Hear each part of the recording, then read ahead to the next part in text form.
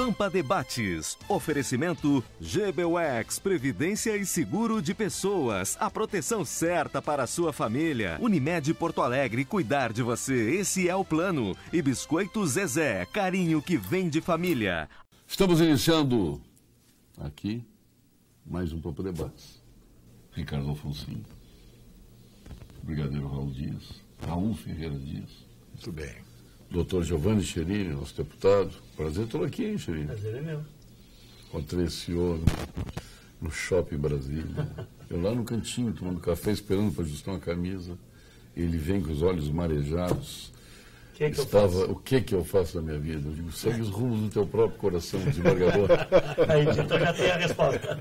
Desembargador Carlos Rafael dos Santos Júnior, prazer tê-lo aqui. Prazer é nosso. E o seu Inter, como é que está? Está indo. Tu largou tudo no Inter, conselho, tudo?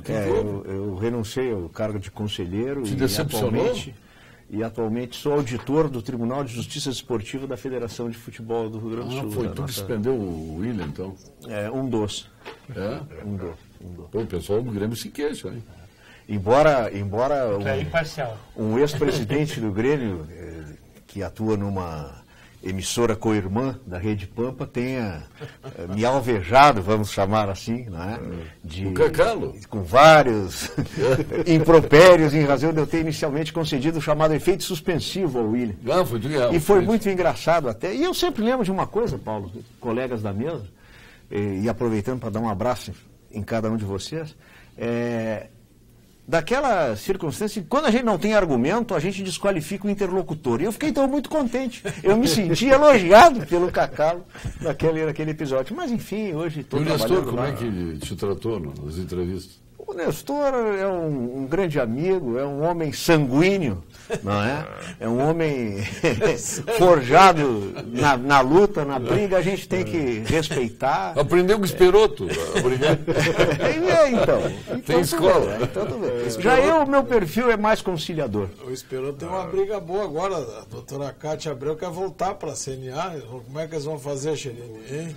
Eu até tive essa semana lá na posse da ProSoja. Sim. A ProSoja é uma grande associação de entidade produtores hoje. de soja. Foi criada no Mato Grosso e hoje está em 13 estados. E a conversa é que a Cátia não é bem-vinda à CNA novamente. Então eles vão fazer tudo para que ela não reassuma. Porque Quem? o presidente atual. Aí que é o problema. O presidente atual. Não se tem essa certeza. O Eles é fantástico. Não, eles são os presidentes. Os presidentes de federações. Não, mas pelo que eu sei, só tem o Esperoto e o presidente do Paraná que estão com essa posição. O resto já recuou. Então, e ela é terrível, né? Eu não sei se ela vai para cima, né? Ela não vai. Teria que, nesse momento, usar o estatuto, que o estatuto prevê um tipo de um impeachment no estatuto da CNA. E os presidentes, como tu dissesse, dão um voto de desconfiança com ela, mas parece que não estão conseguindo. Mas interessante que se falou ontem aqui nas denúncias do presidente da Fiesp em São Paulo, que é um executivo hoje, que é candidato. Né? É governador. E ele, obviamente, fez tudo para aparecer nesse projeto. Sim. Até o pagar o pato. Então, tu vê que em tudo tem um interesse político, é o poder. É impressionante que se faz de ontem para cá já teve um recuo grande. Mas é da natureza, né? Porque quando está saindo uns, estão caindo uns, outros estão ocupando o lugar daqueles. Então, mesmo no Senado, na Câmara, já se fardaram muitos, né? Baseado aqui no Brigadeiro, né? Muitos já se fardaram para ocupar novos espaços, senadores, deputados. Isso é da natureza, não existe cadeira vazia. Agora os caras falam desse presidente do PP, ficou aquela briga, todo mundo queria ser ministro da Agricultura dentro do PP. Aí o que ele fez? Ele foi lá... Chamou de fora. A solução dele foi fantástica. Ganhou um senador e um ministro, cara. Claro, um senador do partido e ministro, ficou todo mundo. Porque entrou não só ele, como o suplente dele. Também, claro. Então o suplente foi para o Senado e ele ficou adminindo. Então o PP ganhou um ministro e um senador. E foi bom. Mas de certa forma é o seguinte, ao menos nesse caso, é uma pessoa do setor, é um É um gestor. É um também, gestor, né? Quer dizer, então não foi inventado uma pessoa. E é político, está lá dentro do Senado, tal, realmente. E tem perfil do PT nosso, PP nosso aqui, de agricultura. E eu disse para ele essa semana que ele tem uma qualidade muito importante para nós gaúchos, tem sangue gaúcho. Aí ele completou, dizendo que inclusive na documentação. Então, ele é nascido em Torres. Vamos agora às informações do nosso Conselho Regional de Engenharia e Agronomia do Rio Grande do Sul. CREA-RS em Foco. O Conselho de Engenharia e Agronomia do Rio Grande do Sul, entidade que representa os engenheiros e demais profissionais da área tecnológica, manifesta apoio e encaminhamento em caráter de urgência das leis estruturantes do Corpo de Bombeiros Militar do Estado do Rio Grande do Sul. Eles querem ser militares? Os bombeiros, interessante. Em cumprimento à emenda constitucional número 67 da Assembleia Legislativa, por compreender que o Corpo de Bombeiros deve ser desvinculado da Brigada Militar, mas querem ser militares. CREA-RS, valorização e defesa da área tecnológica.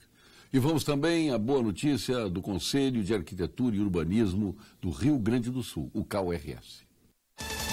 A boa notícia do dia. Oferecimento CAU-RS, Conselho de Arquitetura e Urbanismo do Rio Grande do Sul.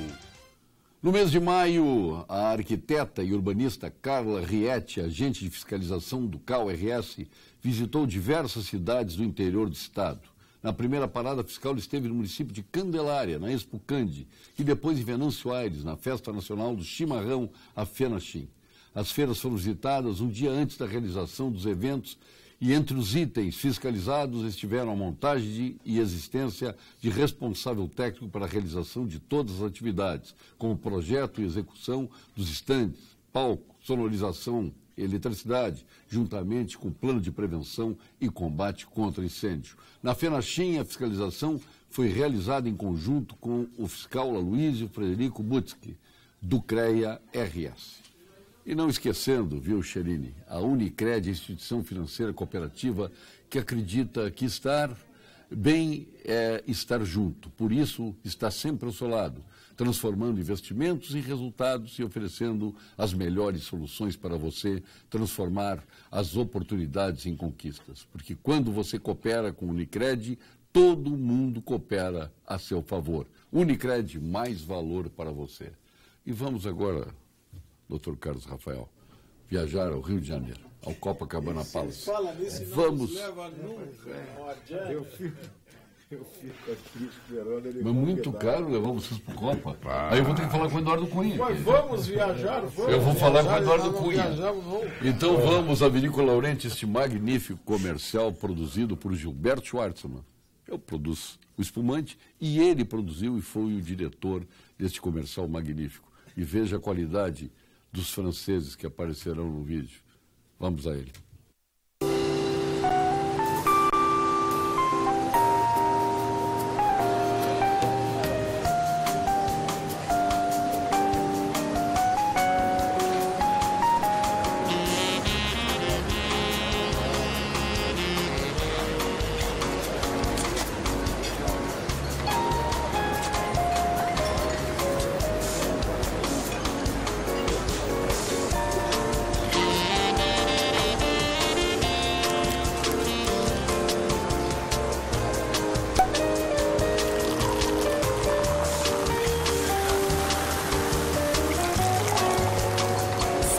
Santé.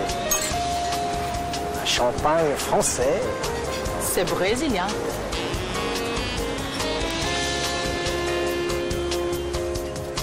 Laurenti. Vinhedos do Brasil. Aprecie com moderação. A Vinícola Laurenti está recebendo para visitações, degustações, hospedagens, almoços, jantares, casamentos, recasamentos, bodas. O presidente Esperoto comemora lá as suas bodas de ouro. Então, vá a Laurenti e comemore. O contato é o 80379940. 80379940. E o e-mail para reservas é reservas@laurentia.com.br. Lembrando que o WhatsApp agora do Pampa Debates é o 99776994. 99776994. que se soma ao outro meio de comunicação, que é o pampadebates@pampa.com.br, já à disposição dos nossos amigos. Eu quero uma palavrinha do nosso, e aliás de todos, né? Pode se colocar em avaliação, satisfeito com o ministério do presidente Michel Temer, deputado Giovanni Cherini. Eu acho que, como é um governo ainda interino, é um governo muito difícil de formar, porque os senadores ainda precisam dar o seu voto, e está marcado para setembro. Eu acho que ele está fazendo aquilo que é possível dentro desse quadro político que está aí. Tu acha que depois que der definitivo, que vai dar, ele vai mudar os Eu acredito que tem que fazer um novo ministério, com toda certeza. Com toda certeza. Aí ele vai fazer um ministério de notáveis. Uma renovação, não sei, o que é notáveis? Eu não sei, tem que perguntar para ele. Não, notáveis. Mas na área econômica ele já fez um de notáveis. Já fez. Agora ontem com o Pedro Parente aí e tal. O Pedro Parente não é ministro. O Pedro Parente disse que não vai colocar político. Não é ministro, mas é muito mesmo mais que a indicação dele seja política. Ele não é ministro, eu perguntei sobre o ministério. Depois que analisar o Parente, analisa. Eu, por enquanto, está no ministério. Não, eu acho que ele fez o que realmente... Não, mas o ministério... Não, aí eu peço para ele analisar o ministério. O Pedro Parente é muito bom também. Falando, não é ministro. Falando da equipe o que ele tinha que fazer? Tinha que contemplar os partidos. O Pedro Parente não faz parte da equipe econômica. Ele não está no guarda-chuva do Henrique Meirelles. Henrique Meirelles é Banco Central, Ministério da Fazenda e Previdência. Paulo, se tu me permite uma colocação rápida sobre esse tema, eu vejo com muita preocupação esse momento atual do Brasil por uma questão muito singela e muito, me parece, fácil de compreender. Veja bem, o impeachment vai se consumar, vamos deixar isso de barato, até porque se a presidente afastada, quando no exercício do cargo não teve força política para impedir o prosseguimento do processo até aqui, vamos convir que ela afastada não terá força para reverter esse cenário. Então, isso, na minha visão, são águas passadas. Agora... E o Ministério também. Esse é o Ministério que vai acompanhar ele até o final. É aí que eu queria chegar.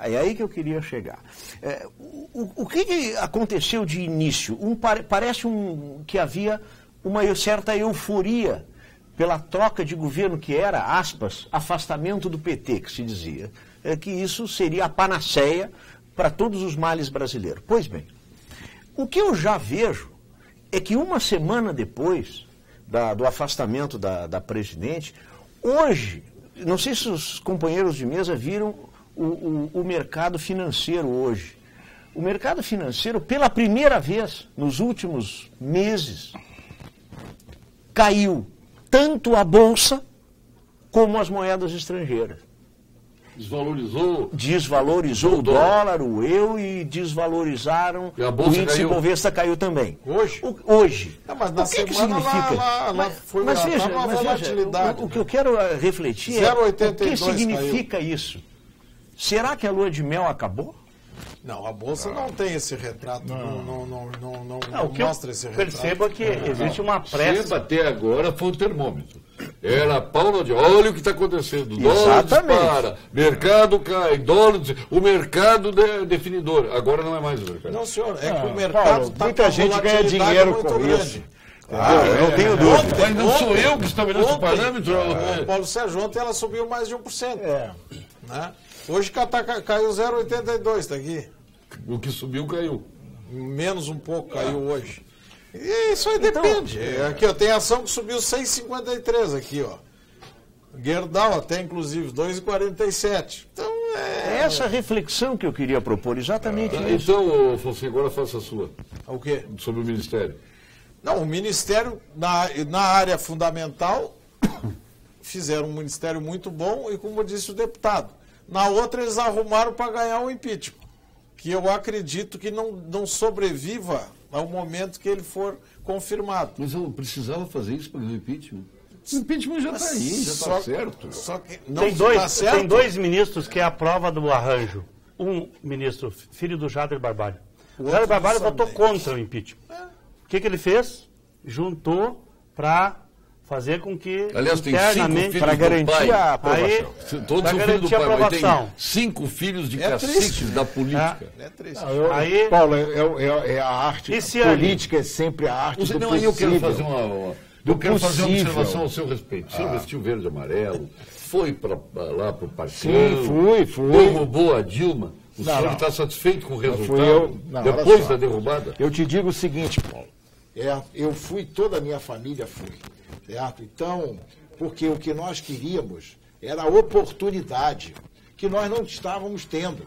Uma oportunidade de mudança. E essa oportunidade de mudança vem... Está satisfeito agora com a mudança? Não, eu estou satisfeito com a oportunidade de mudança. Eu vejo, neste primeiro momento, você pediu a nossa análise. Claro. Então, eu vejo, neste primeiro momento, uma coisa muito clara, certo? Que é a montagem, como o deputado se referiu, a montagem do possível. Então, onde é que está o nó da questão? Onde é que está o core do problema? Está na área econômica. Então, ali na área econômica, ele pegou e falou assim, aqui eu quero... Blindou. Exatamente. Agora, depois ele compõe, certo? Por quê? Porque ele é interino até setembro, como o deputado Querini muito bem apresentou. Certo? Então, o político, ele faz ali aquela coisa do possível. Então, se você fizer uma análise, vamos dizer assim, estratégica, você vai assim, por que eu vou pegar minha tropa e vou colocar aqui, se eu sei que eu vou ter muito fogo inimigo nessa direção? Não, eu vou fazer vadiar o rio pelo outro lado, aqui um pouquinho mais à direita, um pouquinho mais à esquerda, porque eu não vou ter tanto fogo inimigo em cima de mim. E foi o que está sendo feito. Agora, pelo menos agora, certo? E isso é o que é o meu sentimento, é a minha leitura, certo? Desse momento político, é o seguinte, nós vamos ter que passar esse Rubicão, né, cruzar... Quer dizer, o senhor está justificando ter 7 investigados a Lava Jato? Não. Você me conhece, você sabe que eu não estou justificando isso. Eu estou dizendo o seguinte... Não, mas o senhor Paulo Sérgio, em nome da transição, da montagem... O jeito que você está falando, com todo respeito, parece que o Temer está o presidente há 2 anos, está há uma semana. Ele assumiu uma semana. E se você analisar... Será que ele não lê? Ele não lê, não sabe quem é que está investigado, ele não tem informações? Se você analisar pontualmente, por exemplo, Henrique Meirelles acertou, botou uma equipe. Tá, não estou falando... Claro que a bandeira o Henrique Meirelles levou nas costas do Lula e vai levar o Temer. Eu estou dizendo assim, vai levar o Temer nas costas. Acertou. Aí só para concluir, aí ministro da Saúde botou o Ricardo Barros, é o cara que conhece tudo de orçamento. Esse cara vai organizar a saúde, porque a saúde tem dinheiro, o que falta é organização e gestão. Então, Ricardo Barros da Saúde. Eu fiquei muito satisfeito, aliás, até disse para o Argolo aqui, presidente do Sindicato Médico, o sonho dele era ser liderado por um engenheiro. Eu, como engenheiro desempregado, fiquei feliz de ter um engenheiro comandante de saúde. Foi uma bela ideia do Temer. Aliás, o Temer é um cara esperto, viu? Não, mas quem foi o melhor ministro da Saúde até hoje? José Serra. Fez o genérico, acabou com o cigarro, mas não era engenheiro. E o José Serra não era Agora médico. Agora temos um engenheiro. Não quer dizer, hoje o que precisa na saúde é gestão.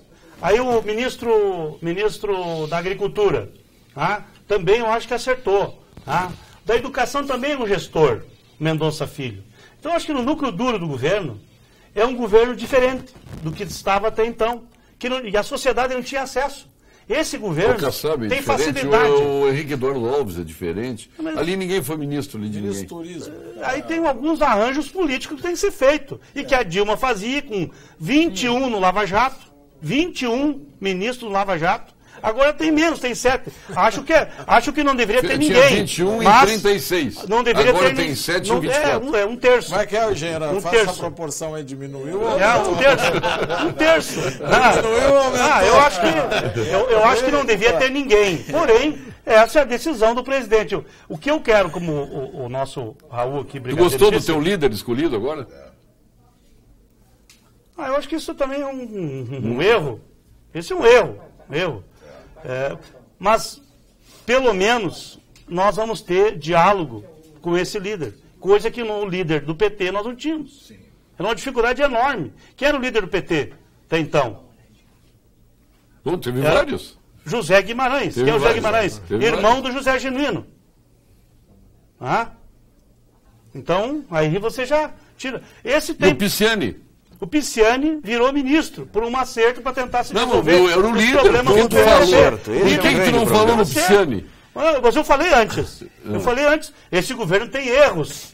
Mas eu tenho aí nele muita esperança que eu não tinha no outro governo. Porque o ideal não vai acontecer. As pessoas pensam que, da noite, o doutor Rafael disse aqui, da noite para o dia, vai dar o impeachment, no outro dia nós não vamos mais pagar nossas contas, não vamos mais precisar trabalhar. Não, não é isso. Não, mas exatamente o contrário, nós precisamos pagar as contas e trabalhar. É muito complicado. Eu vou dizer para vocês o que eu penso. Eu às vezes aperto, tem 8 ministros de excelente qualidade, que até pode ser chamado, de certa forma, de notáveis. Tem 8. Os outros eu já não apostaria tanto, tem alguns duvidosos, outros. Os outros é para ir até setembro. Outros que não, ele não vai trocar. Depois não mas como é que você vai entender, Paulo Sérgio, que todo mundo queria que diminuísse o ministério? Que diminuísse os ministérios, agora estão brigando com a cultura, estão brigando com o MDA, que tem que ter ministério. O Osmar Terra é de excelente qualidade, o Serra é de excelente qualidade, o nosso Fábio Medina Osório aqui, de excelente qualidade. Tem 8 aí que... Agricultura, o Blairo Maggi. O Sarney, apesar de tudo, ele conhece aquilo lá, né? Essa área mesmo, já foi ministro. O Roberto Marinho, inclusive, se cercou deles. O Amazonino Mendes Manaus, o Jader Balabari no Pará, o ele não elogia. Eu não falei nos filhos do pai. Do pai cacique da política. Eu não falei nesse. Eu disse 8 e não tenho filho de ninguém. Desses caciques da política. Esses 8 que eu reputo como os melhores. Esse nosso debate acirrado demonstra, na minha visão, uma circunstância interessantíssima. Para trocar o governo, como se trocou atualmente, o país passa por um trauma, é traumatizante. Ele chega a parar num determinado momento. Né? Será que não era o momento, deputado Cherini, especialmente falo ao deputado federal Giovanni Cherini, de se discutir o parlamentarismo? No parlamentarismo, essa troca de governo, ela ocorre sem trauma. Não, mas nesse momento no Brasil, a cada vez iam trocar 3 primeiros-ministros. Mas você sabe que a Itália... É treinador de futebol. A Itália viveu isso no pós-guerra e foi justamente a estrutura burocrática italiana, profissional.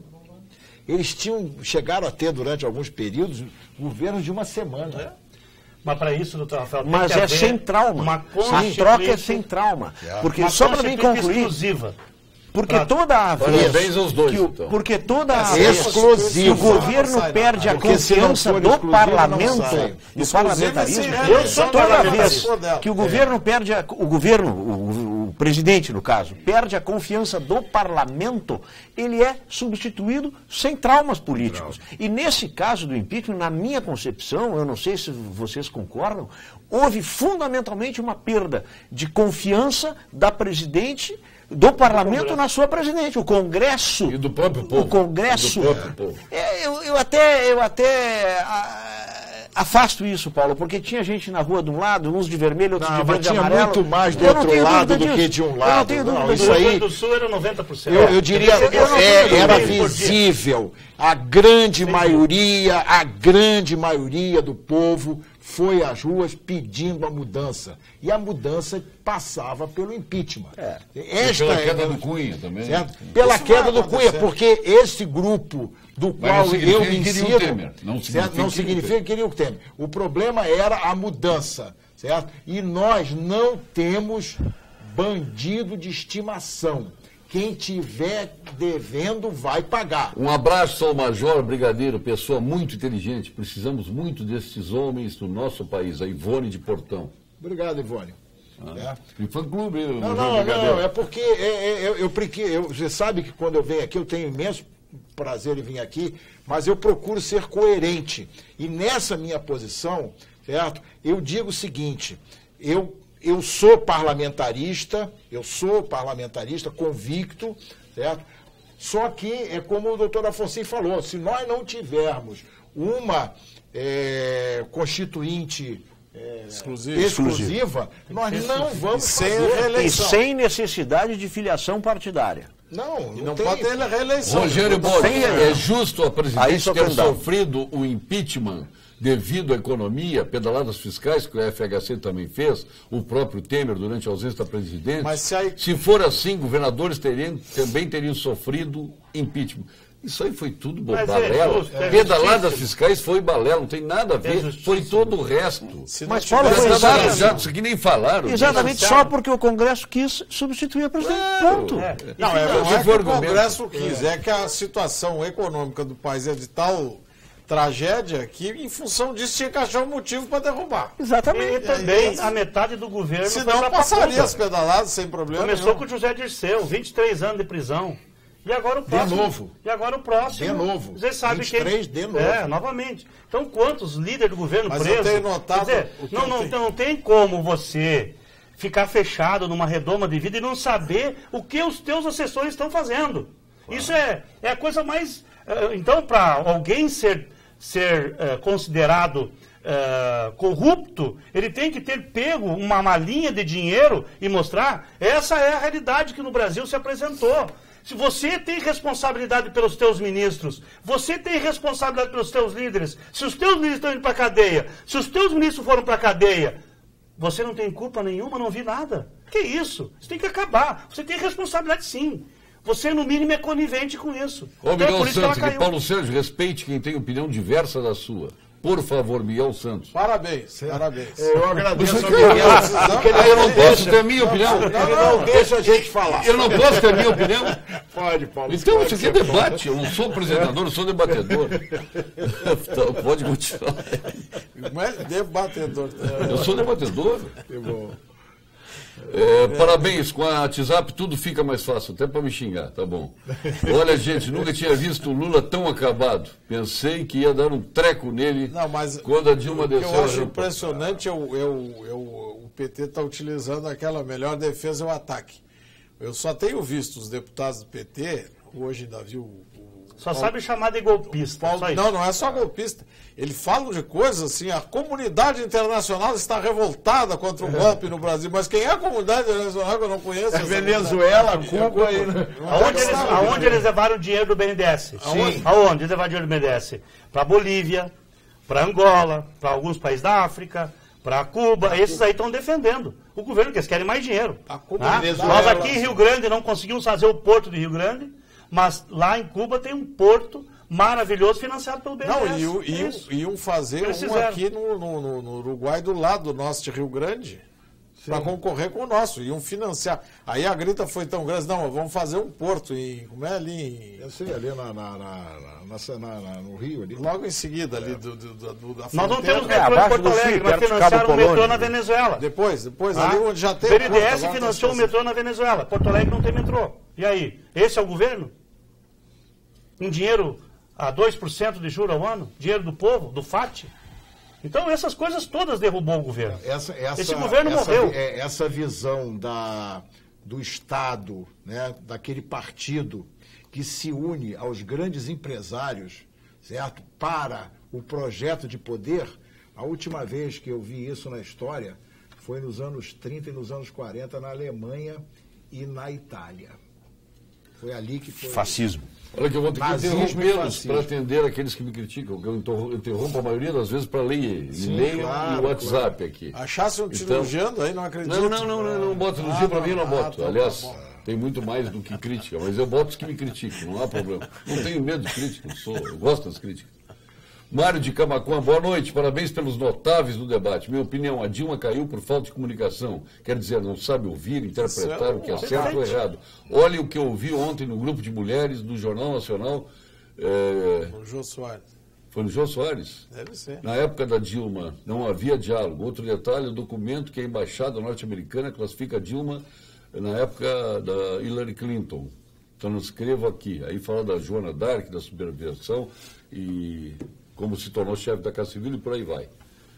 Essa crítica, realmente, a Dilma, ela atropelava todo mundo, a todos, e era dona da verdade. O regime presidencialista, ele exige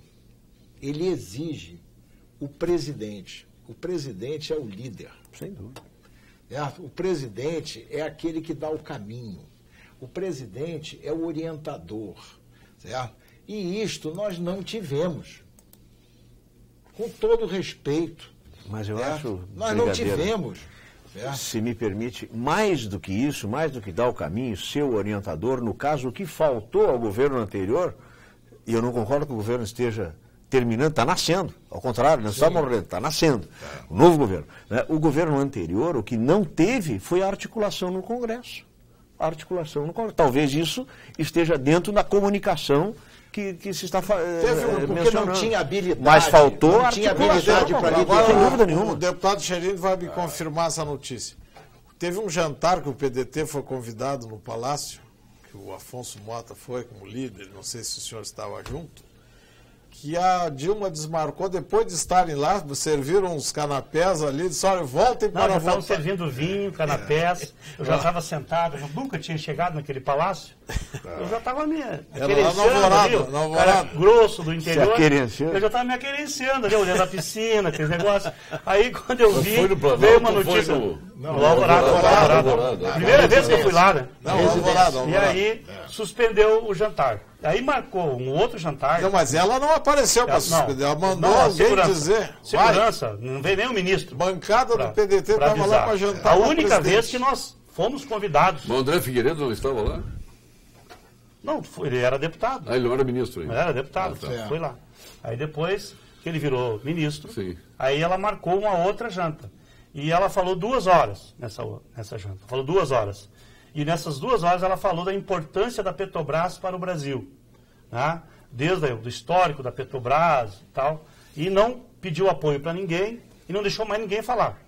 Foi o único contato que nós tivemos. Diálogo zero. Né? Que nós tivemos. Vou interromper de novo, porque tem um e-mail aqui do Ney de Santa Cruz te elogiando e dizendo aqui, Xerine, tu és muito bom, mas que enquanto não tirar os desonestos da Câmara e do Senado, este povo burro vai continuar elegendo os mesmos. Não tem jeito, tem que fazer uma lei. Roubou tem que ser banido da política. O problema é que quando rouba, tem que comprovar. Também não pode ser somente uma delação. E o problema é que tem que comprovar, tem que acabar condenado, tem que ser condenado. Tem o doutor, quer dizer, às vezes o cara é inimigo político, ele pode sair dizendo, o fulano roubou. Tem que ter a prova, senão aí nós viramos um país de fofoca. Isso qualquer homem público está sujeito a isso, certo? A esses coisas anônimas, acusações infundadas. Agora, não é por isso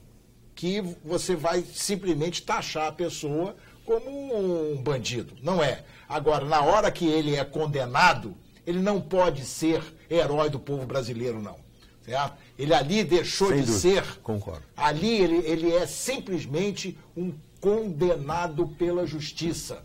Então, são valores que nós, sociedade brasileira... Enquanto não for condenado, pode ser ídolo.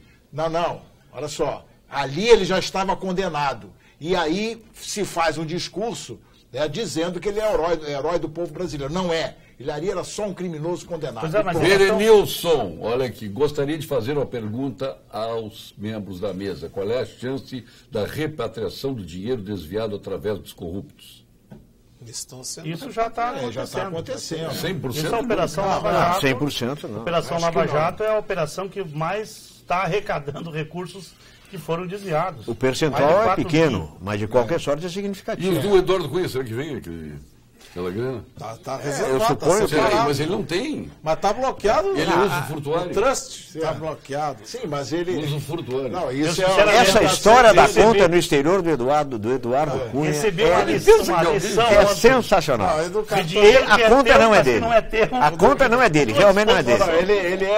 Ele é usufrutuário. Usufrutuário, segundo o nosso Código Civil. Furtuário. Pode ser. Isso aí é você que está dizendo. Não sou eu, não claro. O cartão de crédito da esposa. Não, mas se o cartão de crédito dela gastou 20 milhões em Dubai... O usufrutuário é quem tem o direito de usar e fruir. Ou seja, o usufrutuário é o que tem direito de usar e fruir. Ora, se ele vai usar e fruir o dinheiro... Não há retrocesso na Lava Jato. Isso é o que tem de bom. não há retrocesso, está indo devagarinho, às vezes mais rápido. Hoje o Lula vai ter que explicar 2 vezes, vai se explicar hoje 2 vezes. Né? Na operação essa do sobrinho, que o sobrinho intermediou um financiamento para Angola de 464 milhões, ele tinha uma pequena construtora, né? E logo mais vai ter que explicar uma outra operação, onde o Lula também está envolvido. Vai ter 2 explicações hoje, no dia de hoje. Então, essa operação vai chegar, vai ter delação premiada, nós vamos limpar grande parte, não só dos políticos, mas especialmente daqueles que ajudavam pelo menos, empresários e tal, a fazer o triângulo. Porque toda corrupção tem que ter um empresário, um funcionário público e um político. Esse triângulo... Thiago de Santo Ângelo, não acredito que um país com 200 milhões de pessoas não tenha ninguém com ficha limpa e competência para compor um time de ministros. O Thiago lá de Santo Ângelo.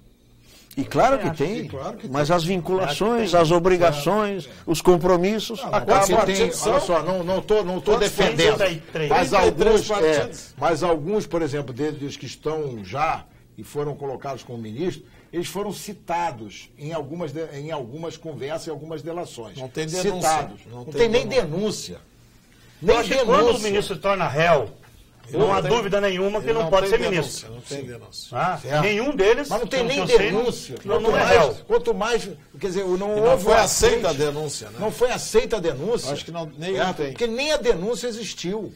Então, eu acho que... Não, nem indiciados, eles foram citados. São citados. São citados. Eu não estou fazendo a denúncia, não. Porque se tiver devendo, vai pagar. Porque o povo brasileiro cansou. Certo? Nós, os contribuintes brasileiros, cansaram, deputado, certo? De ver toda essa safadeza que acontecia no nosso nariz e nada, e não acontecia nada. Agora não. Essa o que é bom é que a Lava Jato vai indo, pega uma vez, aí ele é citado, depois ele é denunciado, depois ele vira réu, está indo para todo mundo. Ninguém vai escapar. Eu acho que a lei, pela primeira vez na história do Brasil, está valendo para todos. E é isso. Seja presidente, governador. Eu acho que a prisão dos presidentes, conotação da Lava Jato é muito importante. E não só da Lava Jato, e várias outras operações que têm saído. Mas essa prisão desses grandes empresários brasileiros, ela foi assim de uma sinalização de mudança nos tempos. É emblemático. Esse Marcelo Odebrecht só falava com o presidente da República. Não falava com mais ninguém. Ele era o rei da cocada preta. Em patrimônio pessoal, todo mundo, como é que ele patrimônio pessoal, 750 milhões de dólares. Fora o patrimônio da empresa, que é o Odebrecht. Imagina o poder que esse cidadão tinha e vem desde o tempo da ditadura. Ele vem desde o tempo da ditadura. Desde o tempo do Camargo Correia vem lá do governo Getúlio Vargas. O AS também, vem lá de trás. Não, a Camargo é Juscelino. Juscelino, Constituição de Brasília. Juscelino. Queremos o brigadeiro na presidência da República. Grande debatedor. Nilva Enderle Porto. Olha aqui, dona Andréia, só mulheres aqui mandando mensagens. Não. Olha o intriguento, olha o intriguento. Mas tá aqui, olha aqui. Então é aqui. O telespectador manda o negócio que eu faço intriga. Ô Paulo Sérgio. Tá aqui, olha aqui, lê aqui. Depois não dizer que sou eu. Tu outro dia comentava, mudando o assunto completamente, Paulo Sérgio. Outro dia tu disseste, mas ninguém fala nisso lá no programa. Vou aproveitar o deputado que citei. Ele hoje é o homem do sul do Rio Grande, mudou lá da zona de Soledade, veio para São Lourenço. O problema que está vivendo a região sul com essas enchentes que nós tivemos aí, a lavoura de arroz e de soja, a perda que teve. Paulo Sérgio, ninguém fala nisso. Realmente, é uma coisa impressionante. A região sul perdeu 600 milhões de reais esse ano no não colhido, né, de prejuízo. Uma coisa que a recuperação já tinha um problema no plantio e agora na colheita foi... Que tristeza, que prejuízo brutal. Né? Brutal. Foi uma eu coisa... acho que agora, eu sou coordenador da bancada gaúcha lá no Congresso e nós finalizamos praticamente um ciclo.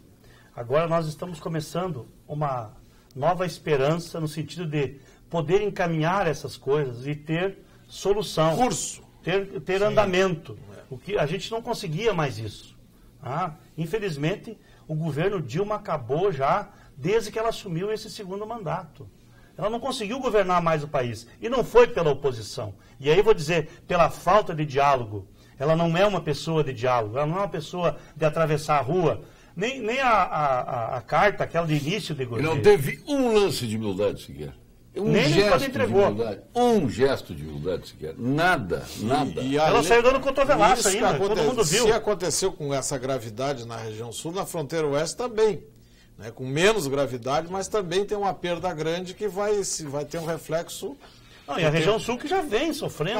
Olha aqui, ó, André Interrolls. Com todo respeito ao deputado Cherini, o Senado deu uma lição na Câmara. Infelizmente, superior em qualidade, mostrou que talvez o parlamentarismo seja a solução, porém unicameral, exclusivamente senatorial.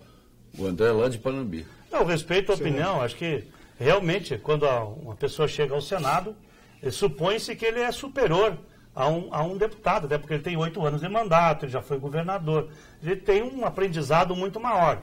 Agora, até porque a Câmara foi que fez a picada. E quem faz a picada normalmente passa pelas pedras. Já fiz muita cerca na minha vida.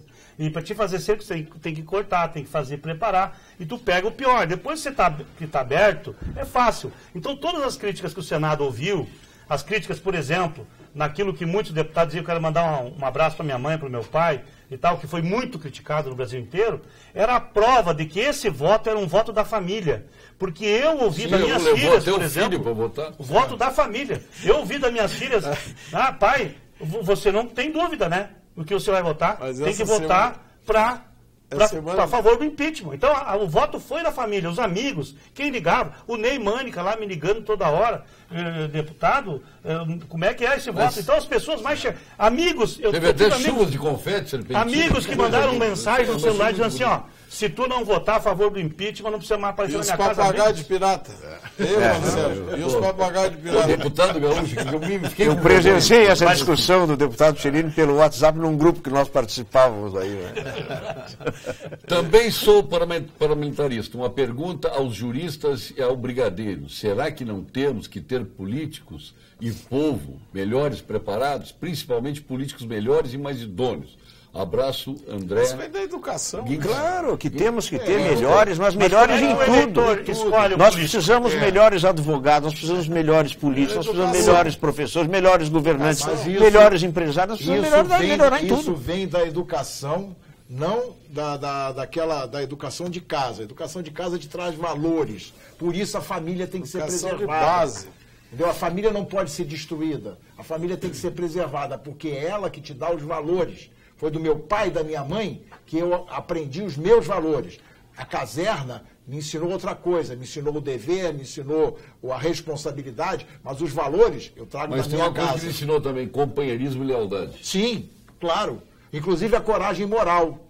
A coragem moral. Coragem, lealdade, honra, dever e a pátria acima de tudo. Foi o que eu aprendi. Mas essa manifestação da Câmara lá que causou tanta crítica de todos, né? Merecido. Esta semana eu estava no STJ lá e teve uma sustentação oral de um colega e ele homenageou aquele, homenageou o ministro que estava participando do julgamento, que era da terra dele, e aí daqui a pouco ele me larga. E eu quero homenagear minha irmã que está de aniversário. Eu não acreditei que eu disse. O cara está fazendo uma sustentação oral. O senhor vota com quem, excelência? Eu não quero ver o ministro fazer isso. Ele vota com quem, excelência? Mas veja bem, a carência... Teve mulher homenageando o marido, o prefeito corrupto. Foi preso no outro dia.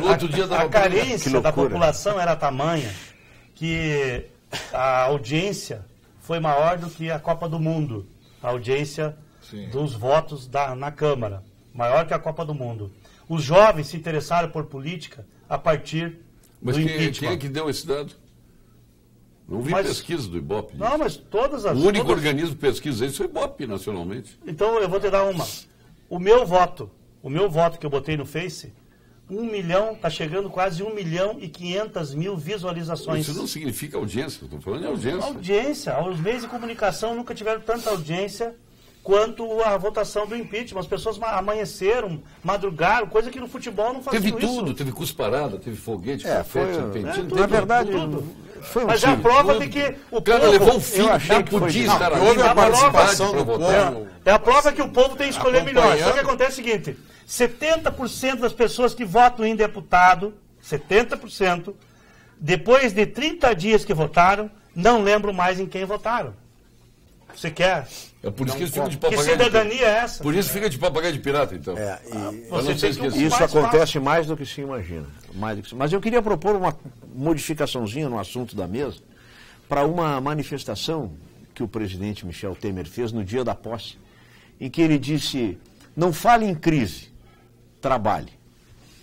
Não sei se isso gerou alguma coisa maior do que um outdoor na entrada da nossa cidade, ali, ou na saída, mais especificamente, na Freeway. Mas acho que é uma realidade. Acho que está na hora de se deixar para trás esse episódio e buscar soluções para as coisas que nos afligem. E isso passa, na minha concepção, Paulo, por uma mudança de abordagem da situação. Eu vou dar um exemplo assim muito rápido que aconteceu comigo no final do ano passado. Eu estava na minha cooperativa lá do Sicredi, depois tu manda a nota fiscal da publicidade lá. Porque de crédito não vai gostar. E um colega chega lá e me diz o seguinte: mas como tu está fazendo um financiamento para trocar o automóvel e a crise? E aí eu disse para ele assim: pois é, mas vem cá, o banco precisa emprestar, a concessionária precisa vender e eu preciso trocar de carro. Bom, vamos fazer a roda girar, brincando, evidentemente, porque eu sou um pingo d'água nessa história toda. Mas me parece, e é aqui que eu quero chegar, que isso passa por um imaginário coletivo que precisa ser modificado. Sim, claro. E precisa ser modificado por aquelas pessoas que têm a capacidade de liderança. Isso. Porque nós estamos todos com medo do que vem depois. Não, vamos capitanear essa mudança. Vamos deixar o ponto final, então, com FCDL, SPC e GIMO.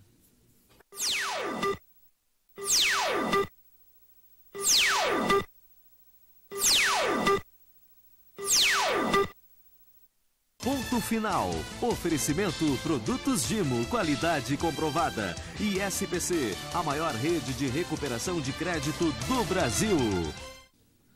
Vou avisar para as moças, porque não mande mais e-mail para o brigadeiro aqui.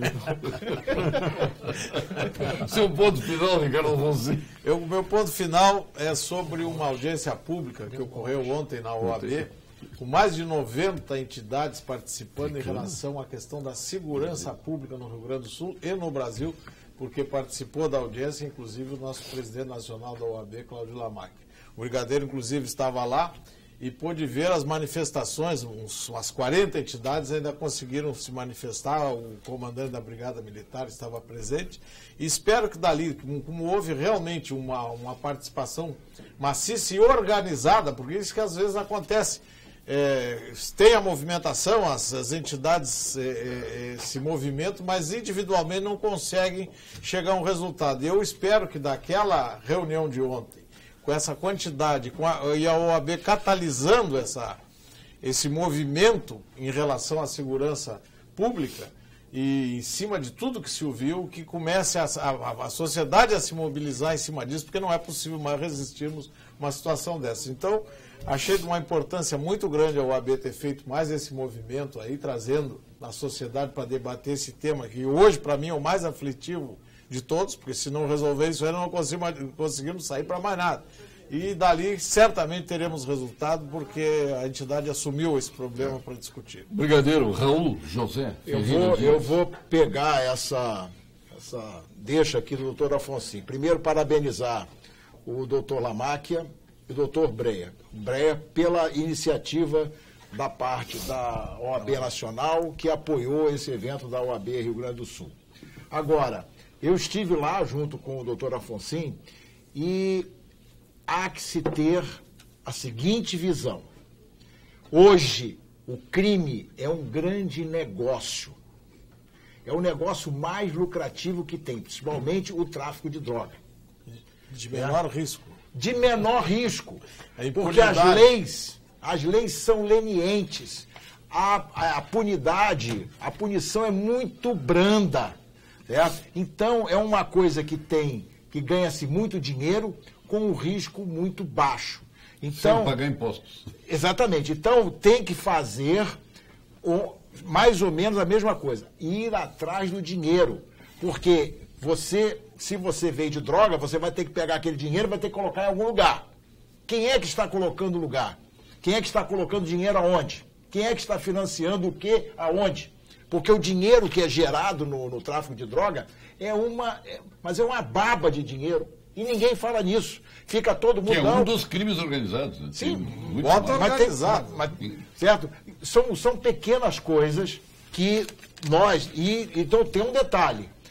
As prefeituras têm que entrar com muita alma nessa história. Não adianta ficar repassando, dizendo que é problema do Estado, que é problema da federação. Doutor Carlos Rafael, o que os políticos precisam entender e que não existe mais, que não existe mais espaço para demagogia. O governador Sartori privatiza o que for possível, bota no olho da rua funcionários ociosos, corta salários e mordomias, veta aumentos abusivos de servidores públicos que parecem vivem no mundo da lua.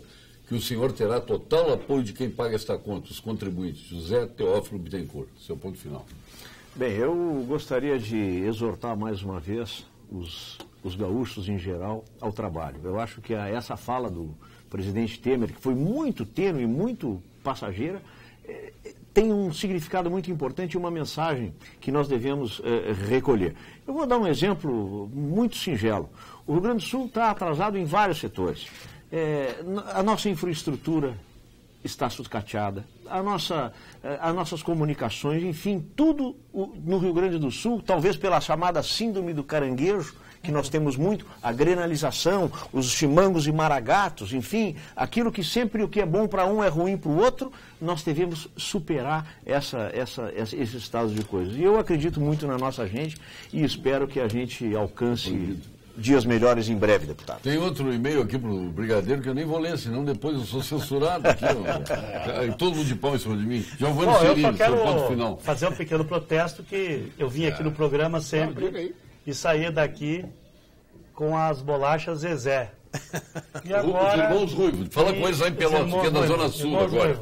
Por favor, nós tínhamos aqui... Ele continua patrocinando o programa, mas não manda as bolachas. Não está mandando mais as bolachas. Seu Zezé, as bolachas, todo mundo reclama.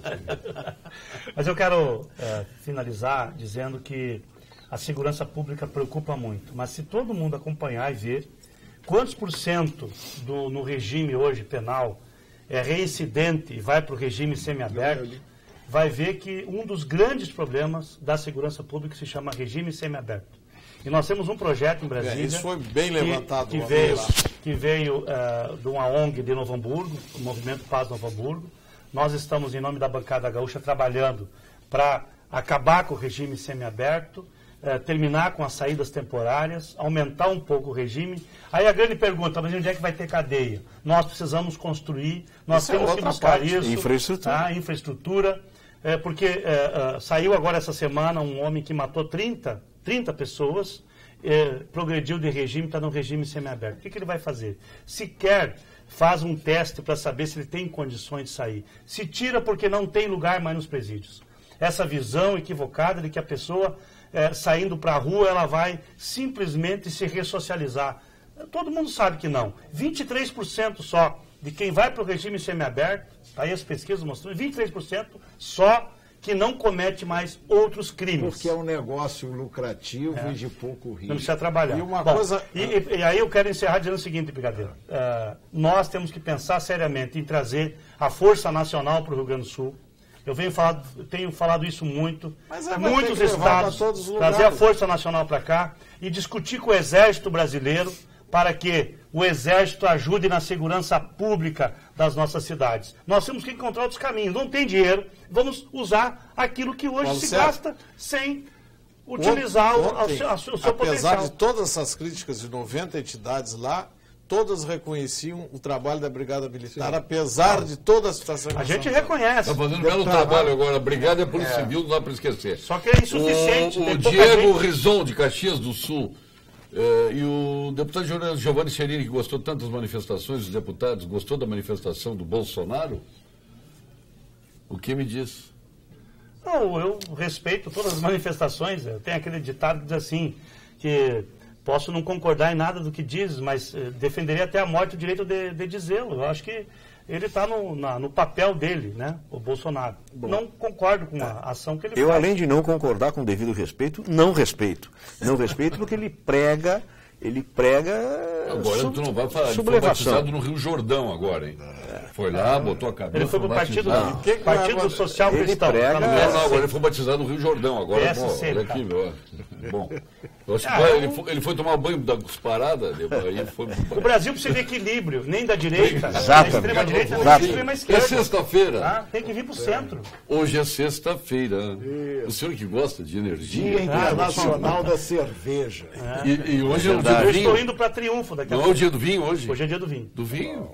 Também. Dia Internacional da Cerveja. Então, você vai beber o quê? Vinho ou cerveja? Certo. Eu acho que hoje um vinhozinho. Tá frio. Obrigado, Alfonsinho. Obrigado, Brigadeiro. Cheio de amores aqui, querendo ser de governador, presidente da República. Eu não leio mais. O Ricardo Alfonsinho me censurou.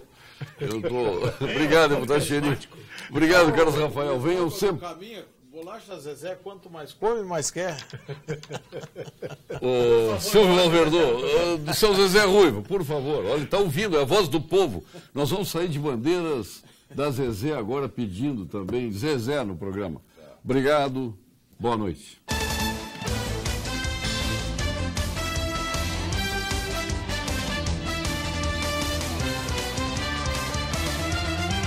Pampa Debates. Oferecimento GBUX, Previdência e Seguro de Pessoas. A proteção certa para a sua família. Unimed Porto Alegre, cuidar de você. Esse é o plano. E Biscoito Zezé, carinho que vem de família.